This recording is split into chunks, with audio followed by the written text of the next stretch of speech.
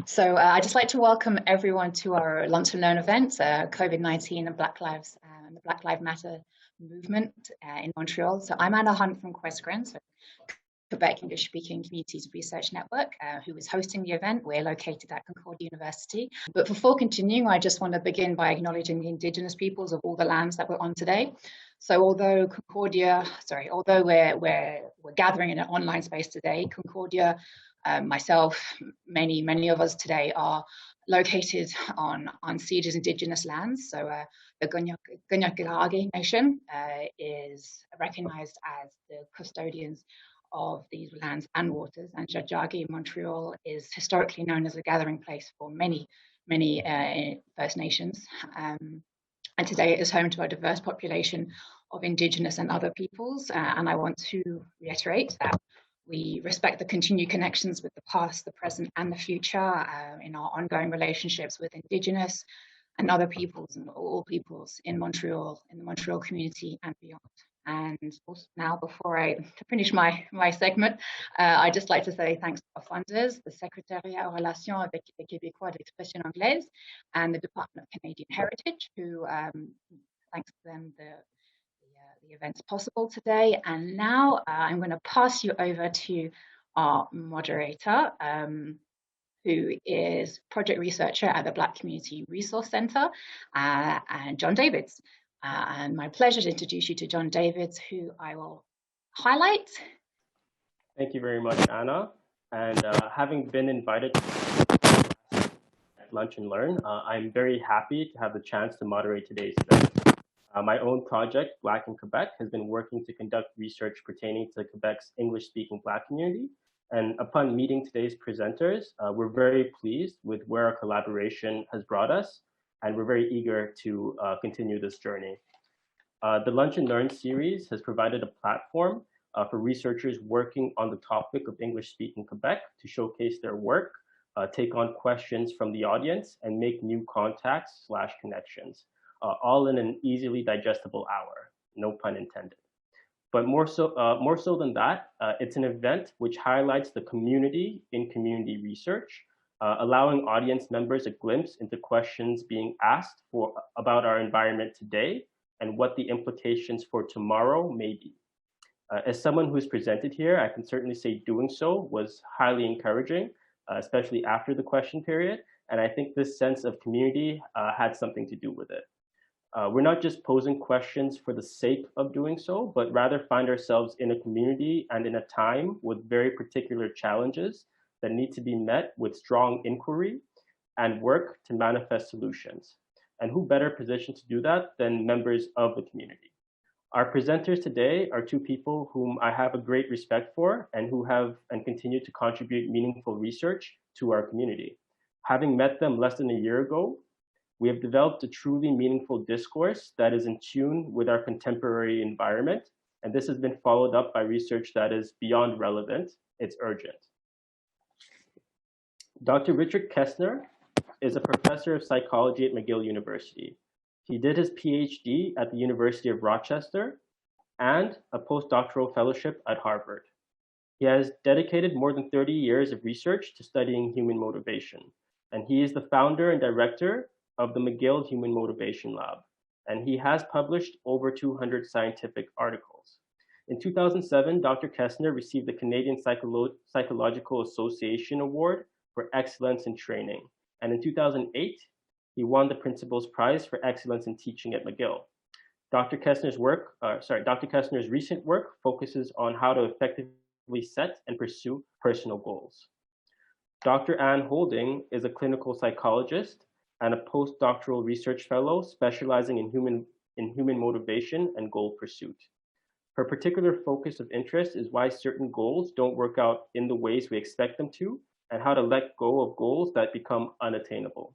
She completed her PhD in clinical psychology at McGill University, and she's currently researching with Dr. Richard Kestner to understand the emotional and motivational impacts of the COVID-19 pandemic.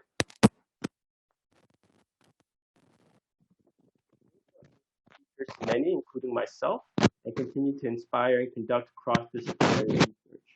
and the work that both of these people have done and continue to do threatens to pierce through any illusion of limit in their given fields. Ladies and gentlemen, please welcome Dr. Anne Holding and Dr. Richard Kestner.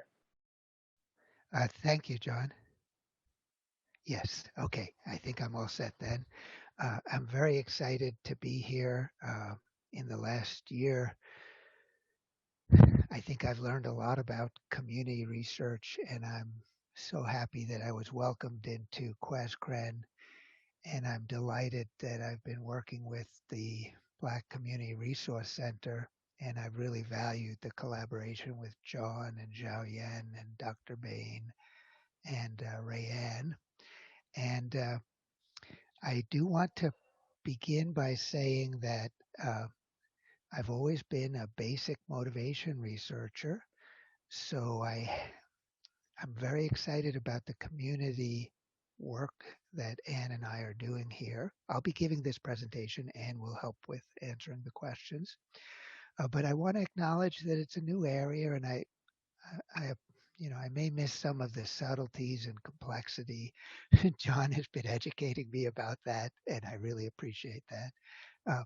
So one of the things I learned as a PhD student is that doing research isn't that hard. Ed DC, who was my mentor, he told me all it is finding an interesting question and then finding a way to try to answer it with empirical data. So the question that I tried to answer, or that we tried to answer in the last year is, did the Black Lives Matter protests help Quebec English-speaking Black young adults recover from the negative psychological effects of living through the COVID-19 pandemic? Now, you all know that there were definitely negative psychological effects of the COVID-19 pandemic. You and your families have experienced them. But there's a lot of evidence that the Black communities in Canada have experienced them more severely, and that this is especially the case for young adults, Black members of the community. So they have elevated rates of anxiety, elevated rates of depression compared to other Canadians. Okay, so that's the question. The three main objectives that we had in doing this research were to examine the impact of the pandemic on Black young adult psychological need satisfaction and adjustment in the spring of 2020, so just 8 or 9 months ago. I'll explain what I mean by need satisfaction shortly. The second goal was to examine whether participation in the Black Lives Matter movement in the summer of 2020 helped Black young adults recover from the adverse psychological effects of the pandemic. And our idea was that the way that Black young adults could recover was by through a process of enhancing their collective need satisfaction. Now, the reason we focused on the Black Lives Matters movement is we conceptualized that as a meaningful, identity-relevant social cause that would be psychologically important to most young adults in the Black community. The final objective was to examine personal narratives that Black young adults constructed regarding the events of the spring and summer of 2020. That particular objective was encouraged by John and others in the BCRC, and it turned out to be extremely valuable, as I'll tell you later on. Okay, theoretical background. For 40 years, I've studied an empirically based and widely researched motivation theory. It's called self-determination theory. It's a broad, expansive theory that explains personality, development, and motivation. At this present time, this particular theory is ascendant. There's over 1,000 professors around the world working on this theory. I was probably the third person working on it. So I have a long history with it.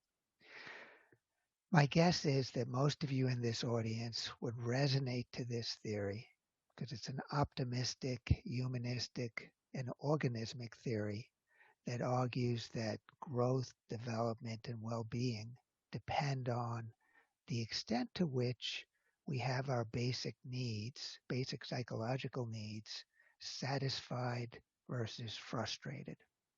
And there are only three fundamental psychological needs that this theory addresses or feels are most important, and they are autonomy, relatedness, and competence. Autonomy refers to feeling like you are an author in your own life, that you have input into the goals and decisions that you're making, and that you feel a sense of wholehearted endorsement about the way you are living.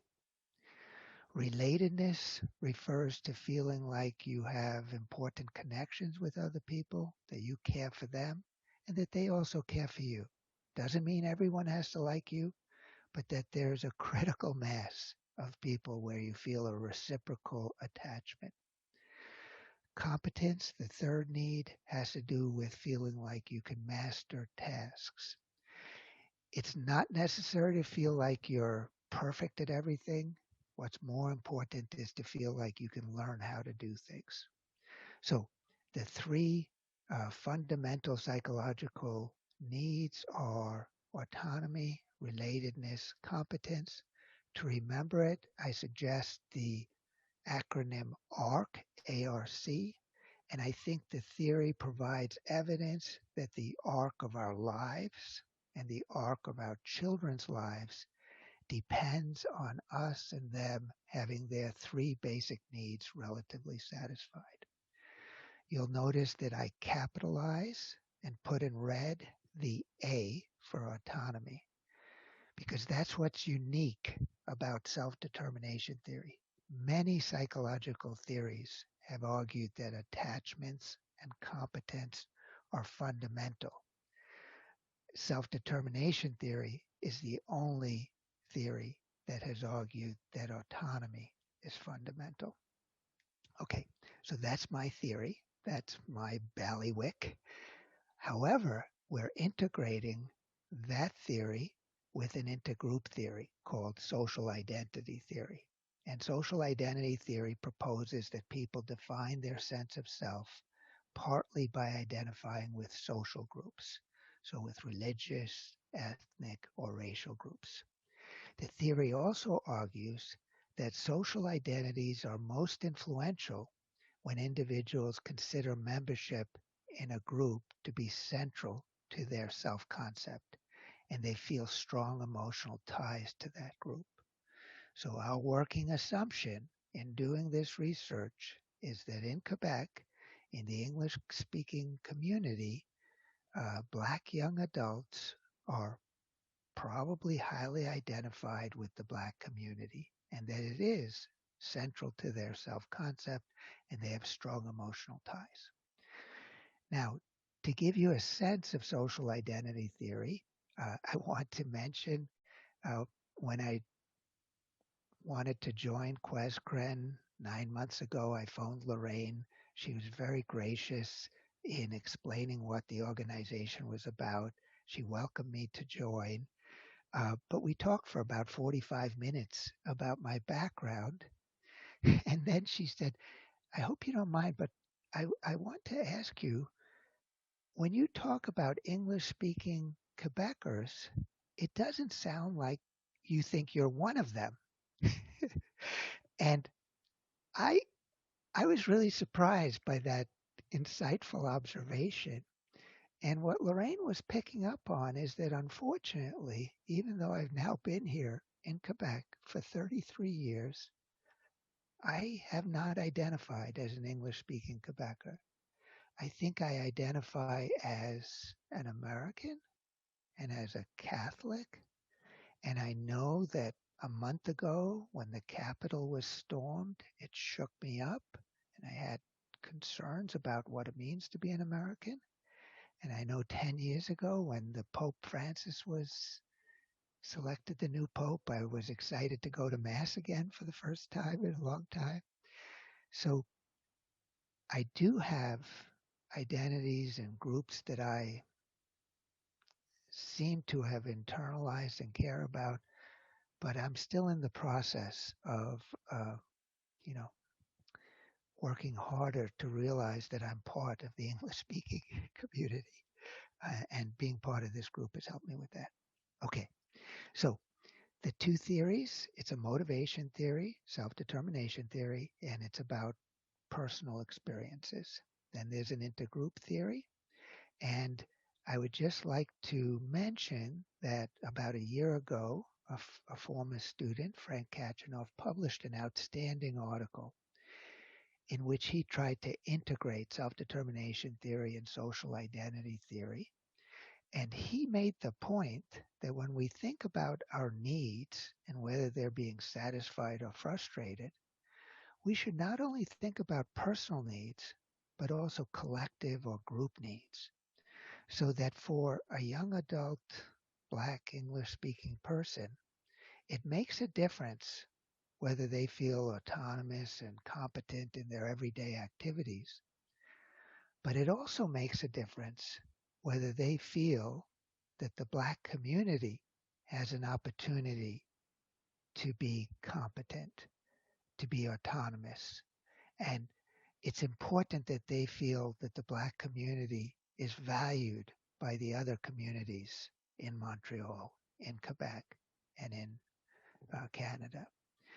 And in fact, this particular article suggests that sometimes the collective needs, the group needs, and whether they're being satisfied may actually be more important than the personal needs. And I think the last year is one of those times. Okay. Now I'll get to the research. This is not very complicated state-of-the-art research, but in fact, it's pretty basic. I'm just getting started. We're just getting started. Our idea was to recruit English-speaking Black Quebecers to complete surveys in the summer and then at the end of the year last year.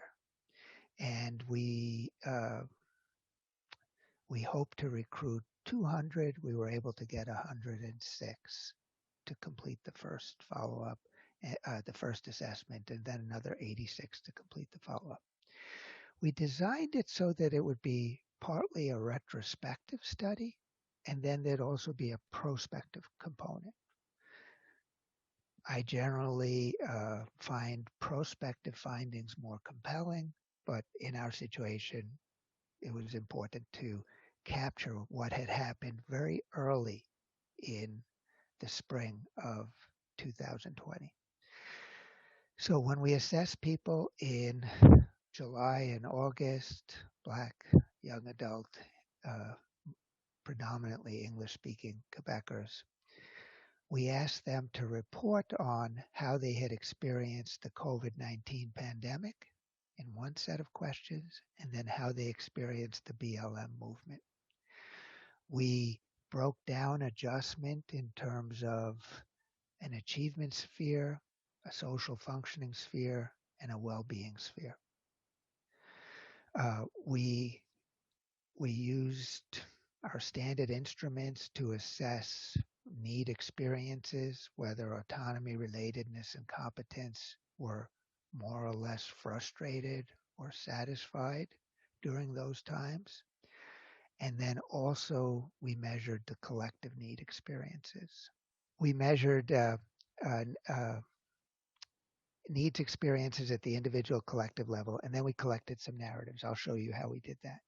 So that was in the summer, and that was retrospective.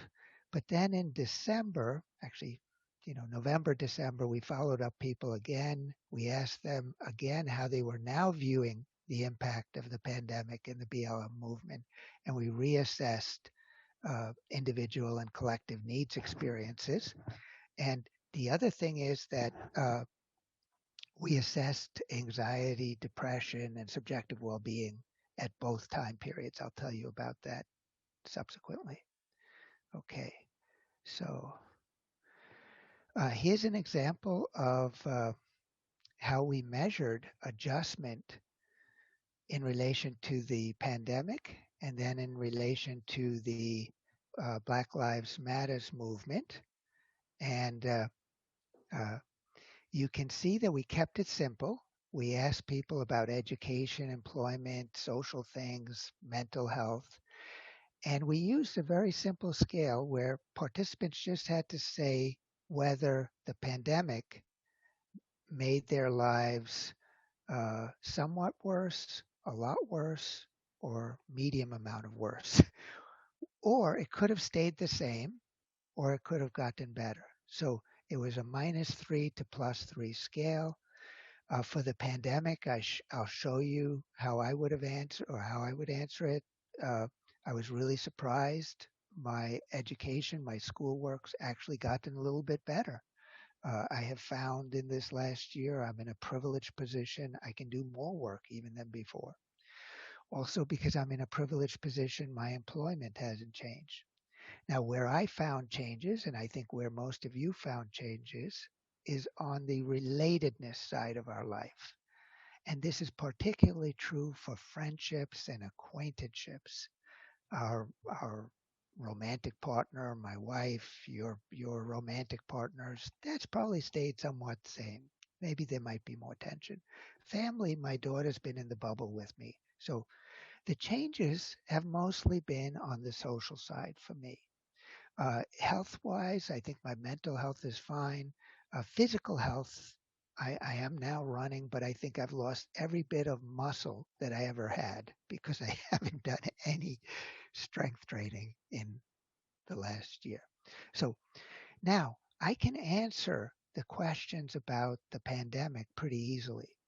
What I couldn't answer was what was the impact of the Black Lives Matters movement? That is, a slightly relevant question for me. I was inspired by it. I was hopeful by it, but it's not the same as asking a black young adult, how did the Black Lives Matters movement, which exploded in June and July and August in Montreal, how did that affect you? So we got reports on both of those. Now, here is uh, how we assessed need satisfaction. There were 18 items. We asked about relatedness, autonomy, and competence. We asked separately about satisfaction and frustration.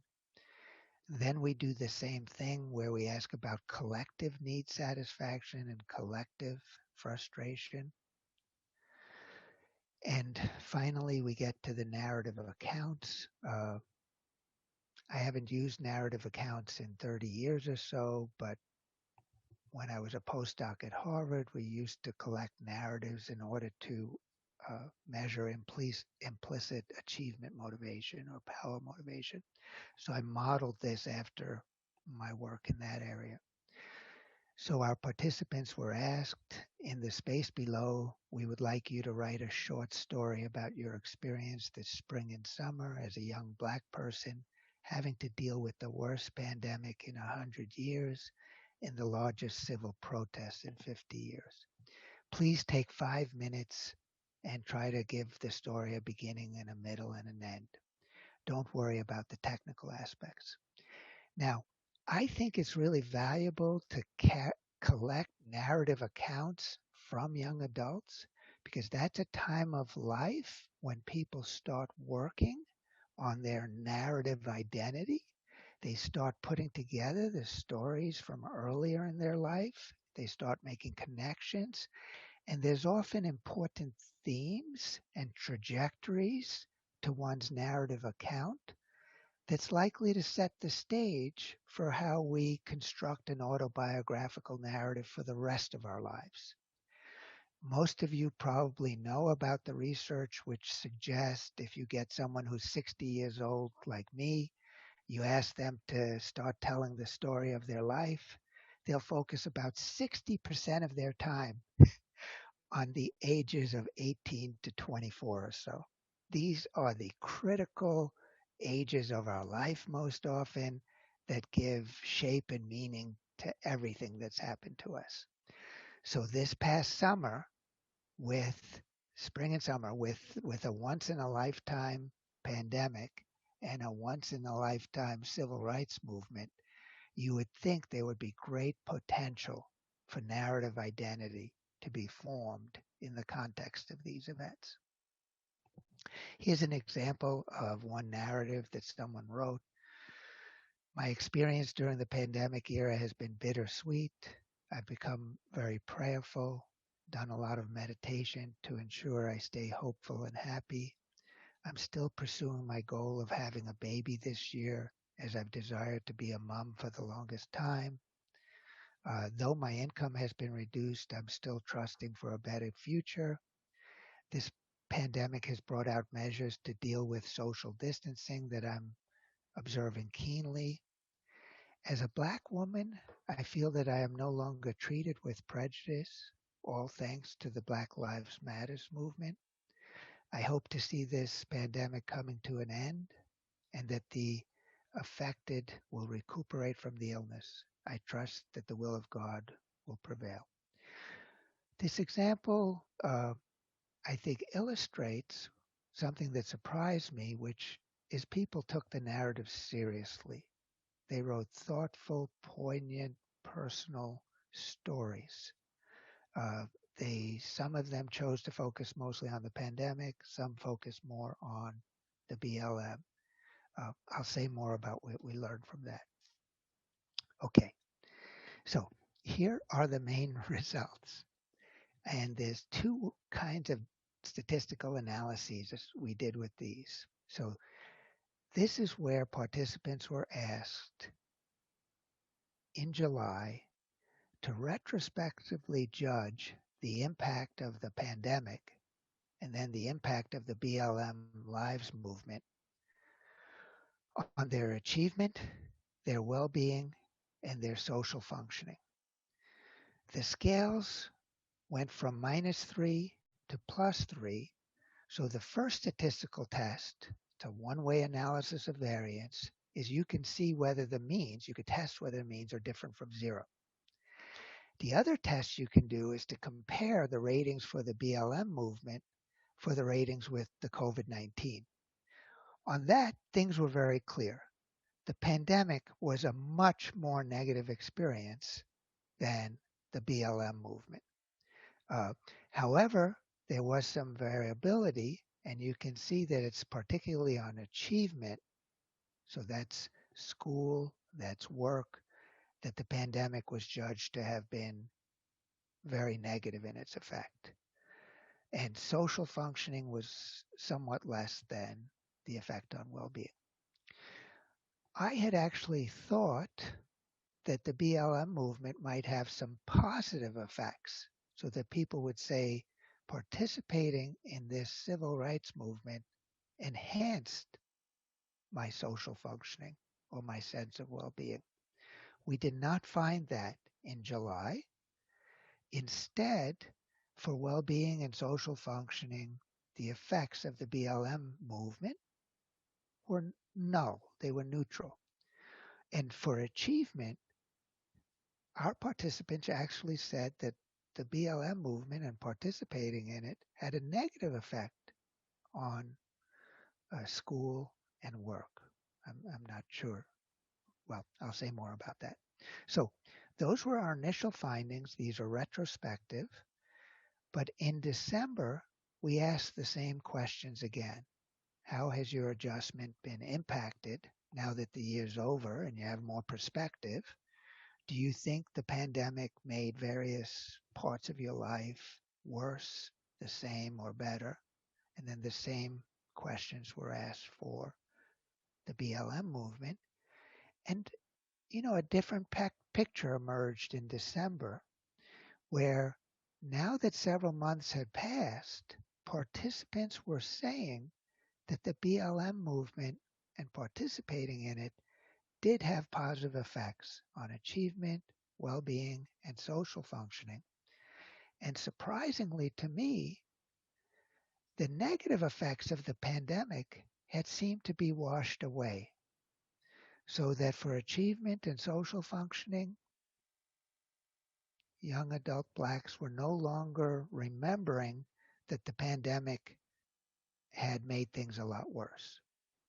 For well-being, there continued to be a sense that the pandemic had had a negative impact. So, uh, I think these findings are interesting, and it shows how our understanding of important events like the pandemic and the BLM, our understandings are dynamic. And at the end of the year, it seemed like some of the very negative effects of the pandemic had diminished, and some of the positive effects of the BLM movement had become more visible. So, the findings I was actually most interested in, because I am a self-determination researcher, were the ones that had to do with uh,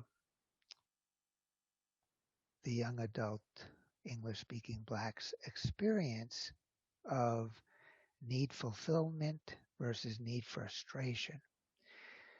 And what we did with the longitudinal data is we looked at change in level of depression and change in subjective well-being from July to December. And generally in my line of research, we trust longitudinal prospective data more than the retrospective.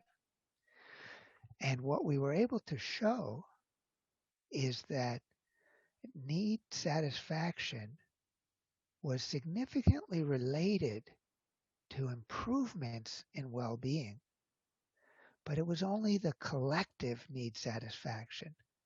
It's only if you felt the Black community was having its needs for autonomy, competence, and relatedness satisfied instead of frustrated. That collective need satisfaction is what predicted changes in personal levels of subjective well-being. We measure subjective well-being in terms of life satisfaction and positive and negative affect.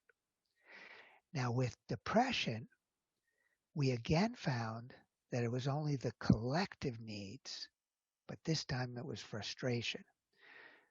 Young adult English-speaking Blacks' level of depression increased if they felt that the Black community's level of autonomy, relatedness, and competence had been thwarted, had been undermined and frustrated.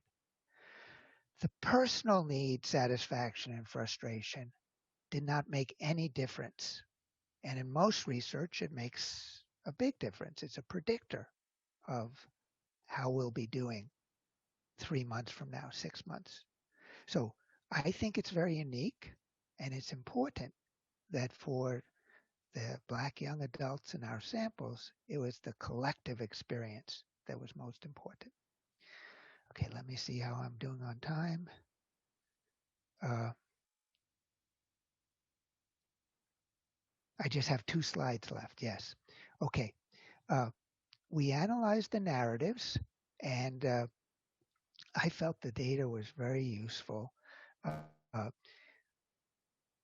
the first thing we found was that I had thought people would emphasize the BLM experience more than the COVID experience. That was not the case. There was no significant difference, but there was trend toward people wrote a lot more about the pandemic. The second thing we found was that there was almost no mention of positive emotions in the 86 stories that we collected, and that was true for both the pandemic and the BLM. I thought that with the narrative about the BLM protests, some people would talk about how they were inspired, they were more hopeful. That was not the case. And in fact, reading those narratives,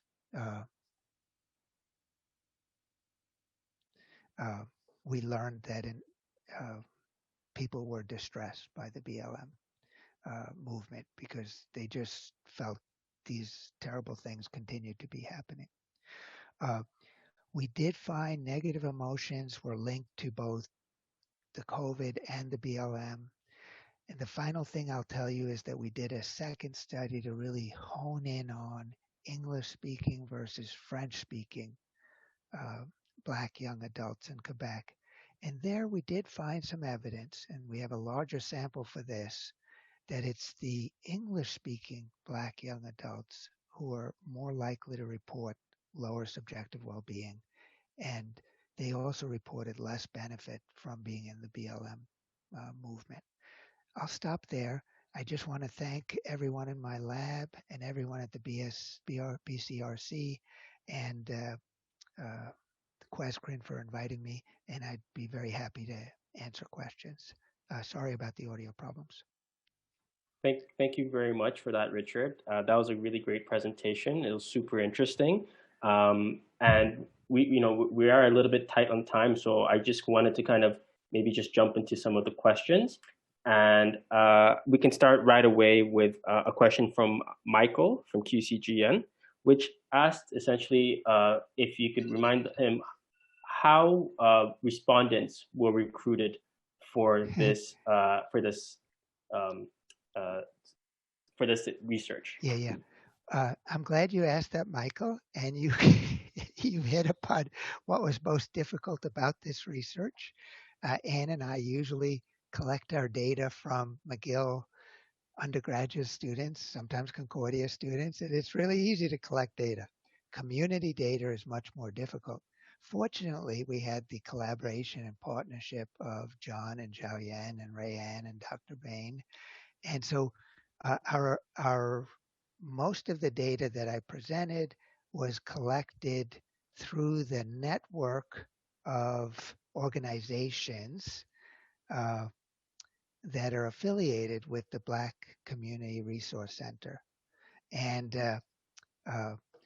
so that's how we got the 106 participants in the first study. However, I'm a quantitative researcher and I like big data. We don't do studies with less than 300 people because we like to use structural equation modeling. So fortunately, someone in my lab, Elodie Audette, she called up Leger Survey Company and she asked them, would you be able to help us collect data? And they said, sure.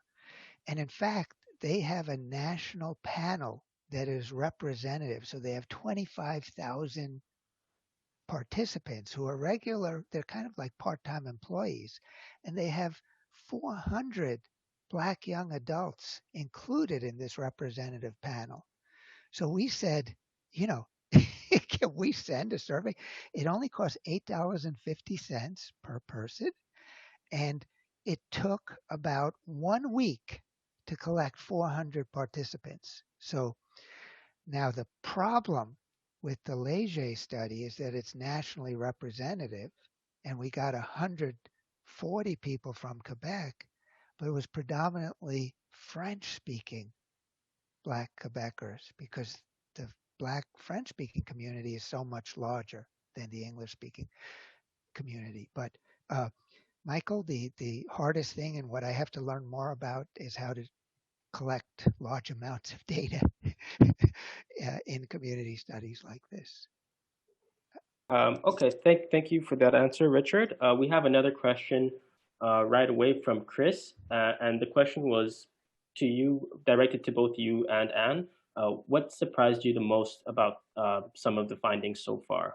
Yeah, maybe I'll give Anne a chance to speak. She's a full collaborator in all of this, and she's had so many great ideas. Anne, do you want to try to take this one? Well, I think what moved us the most were the opportunities where participants could really explain in their own words how the pandemic and how the movement impacted them.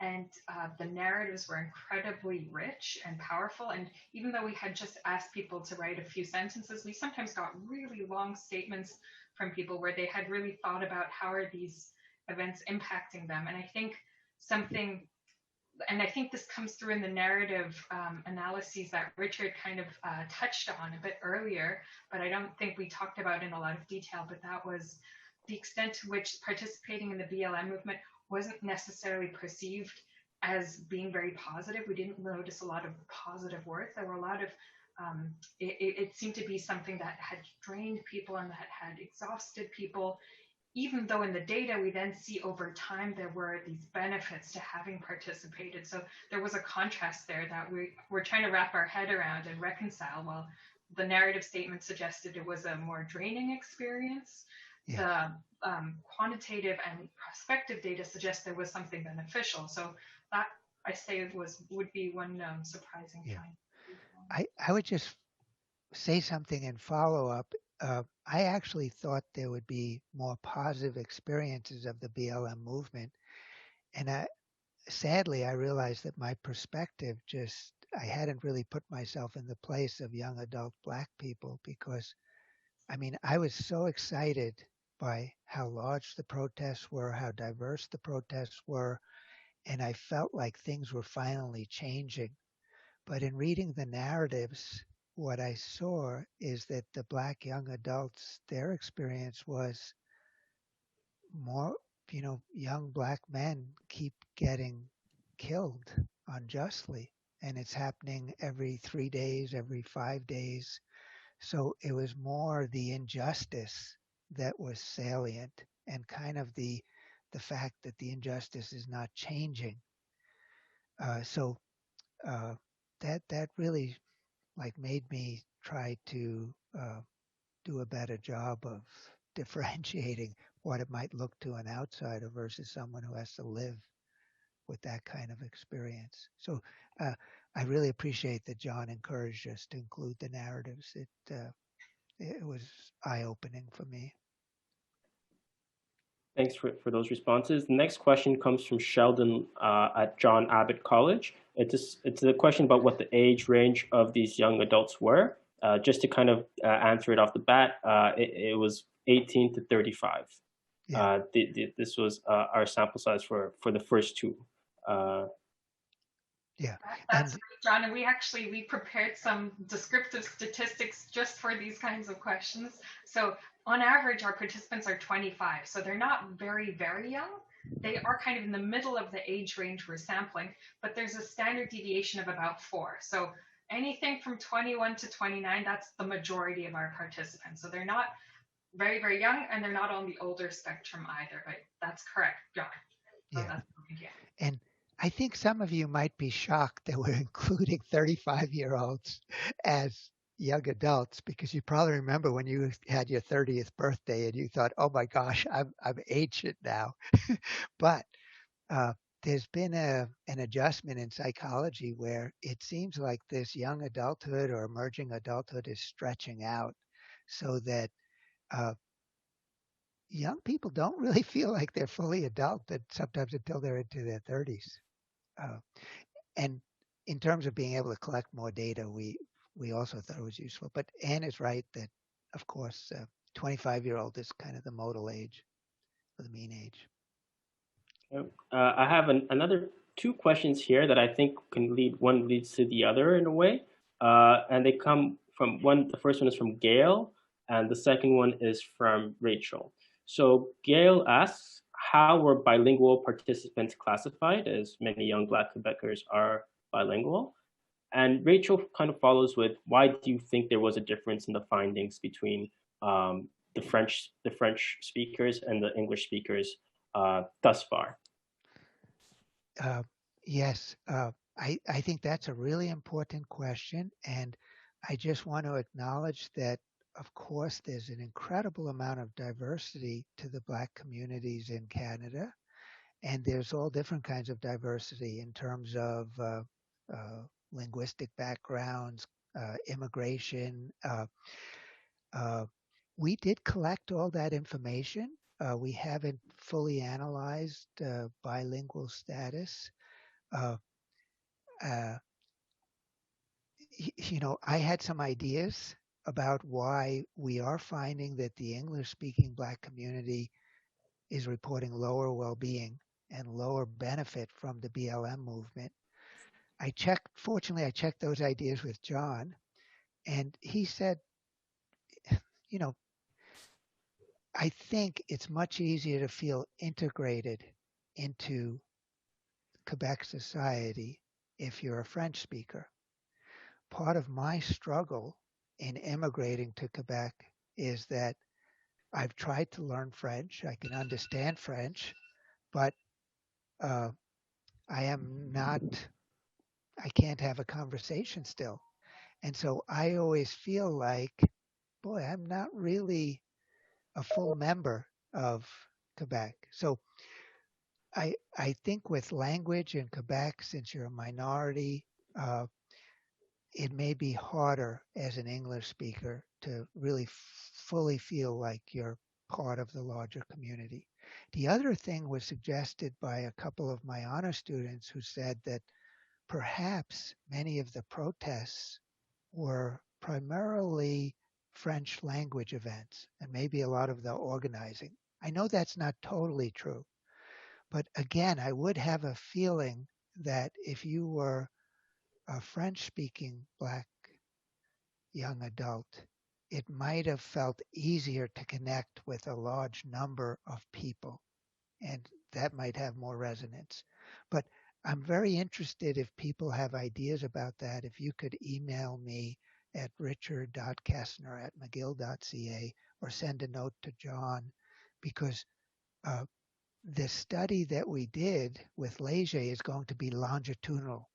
So we're following up again in March, April, and then at the end of the pandemic. This pandemic will end, and I think that will be July and August. So we can still try to assess some of the things that might allow us to tease apart why the English-speaking community might be most at risk. And I can piggyback on that and say that we measured language continuously. So I think the analysis that our findings are based on now are whether the participant responded to the English survey or the French survey. So that's a very, that paints it in a very broad stroke. And that's not getting at the nuance of somebody who can answer the survey in basically any language and maybe prefers one over the other. So I think in our more fine-tuned analysis, we're going to look at French written ability, French spoken ability, and that is measured continuously. And so there we might be able to get at some of these ideas that somebody could be English speaking but be perfectly fluent in French, and we might see some moderation effect. So I'm really happy that was brought up because we do still need to look more fine-tuned at that. So unfortunately, we just have a few moments left, but I think, and the questions are starting to get pretty complex, and people are opening up with some very good questions. So what I'll say is maybe I'll ask one last one, and in terms of if anyone has further, well, if we can keep these questions, and people can reach out to Richard or myself, and we can try to follow up with you outside of this event. But the last question I had, I found it kind of interesting because we talked about participation. This comes from Adama. I'm curious about how the study also defined participation in the BLM protests. Yeah. But also with the 400 participants recruited through Leger, are we talking about folks who are active within Black communities or just folks who happen to identify as Black? That's a wonderful question. We have a number of items that assess that. We've generally found that almost all of our participants were following the Black Lives Matter events and that they felt inspired by it. But we do plan to look at level of engagement and participation.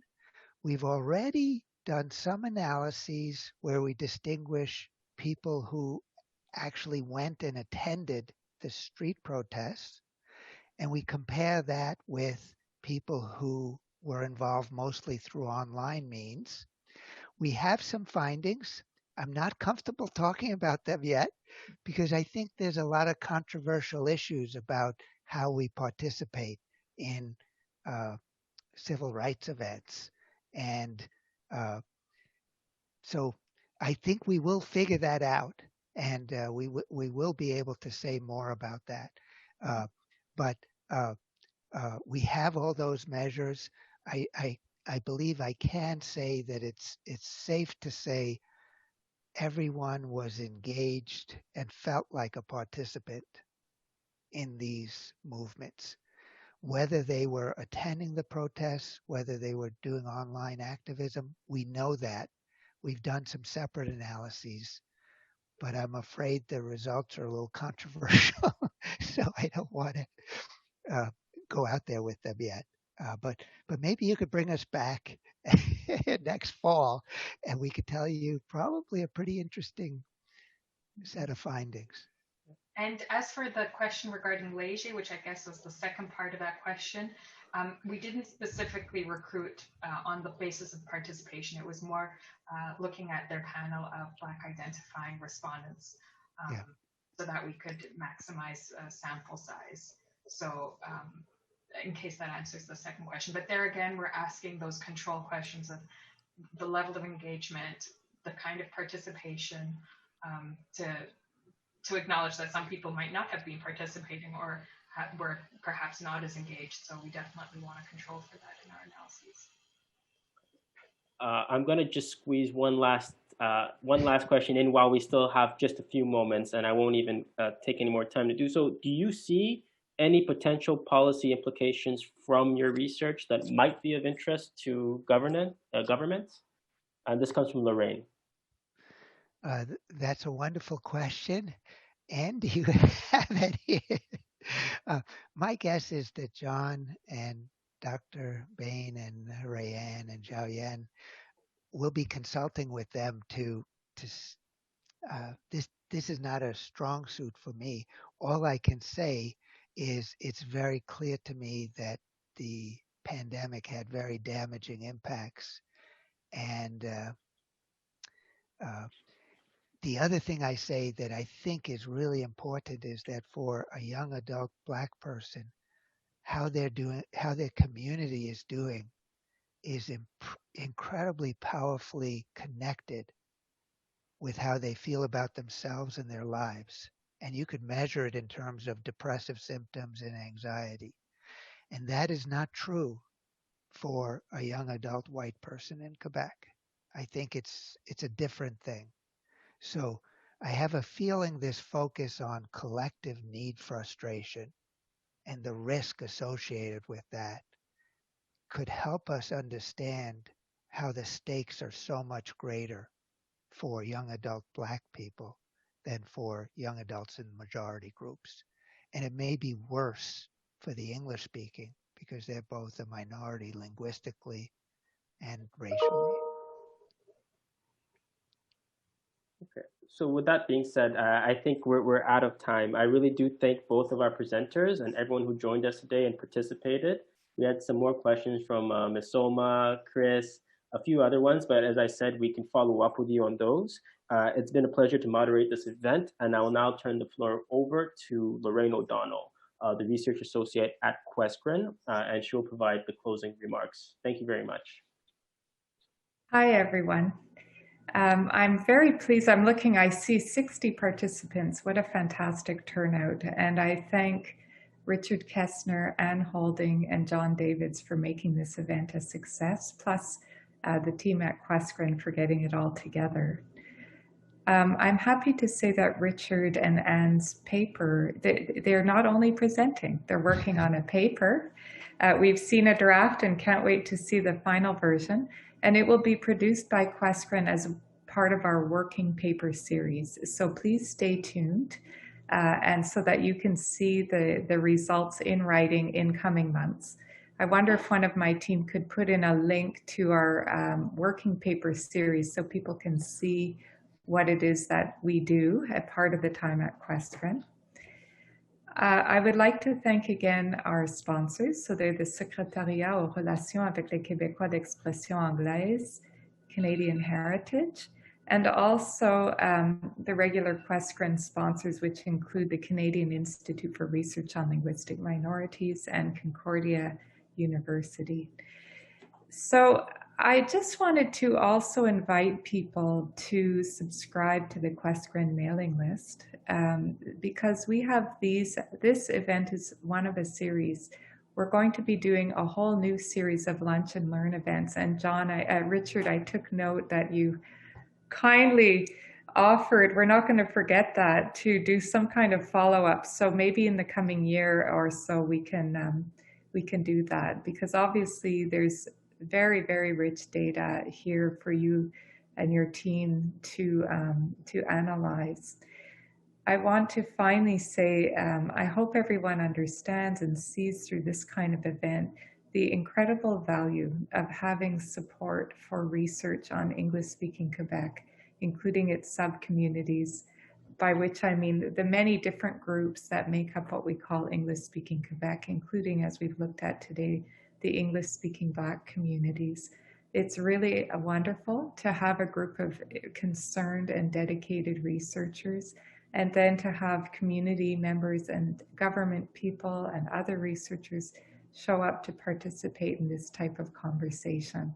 I think it's one of the very unintended and wonderful side effects of the COVID pandemic that we've been able to have these kind of events that used to be live and much more restrained. So I'm very, very pleased at everyone showing up, the wonderful presentations. With that, I'll say goodbye and thank you everyone for being here.